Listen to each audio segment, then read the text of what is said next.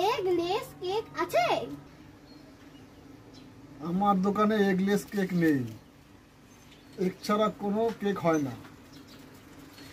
আরে আমি eggless cake বলি, আমি বলছি এগলেস কেক আছে? তুই তো মাথা খারাপ করে দিবি রে, বলছি তো এগলেস কেক নেই।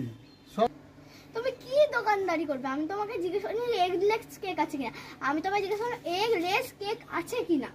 তুমি দোকান খুলে বসেছো কি করো? তুমি দোকানে কাস্টমারের কথাই বুঝতে পারো না? এই মেয়ে, ডিম ছাড়া কোনো কেক হয়? হ্যাঁ, ওরে সর্বনাশ, তুমি এই বুঝেছো? আমি তোমার থেকে এগলেস কেক চাই না, আমি তোমার থেকে ওই দেখো ওইখানে লেস ঝুলছে, ওইখানে এগ আছে আর এখানে কেক আছে। আমি তোমাকে একটা এগ আর একটা লেস আর একটা কেক চেয়েছি, কিছু বোঝে না চলছে না। আরে সর্বনাশ, এরকম খরিদ্দার আমার দরকার নেই। তোর মতন খরিদ্দার আসলে না আমি দুদিনে পাগল হয়ে যাবো একদম।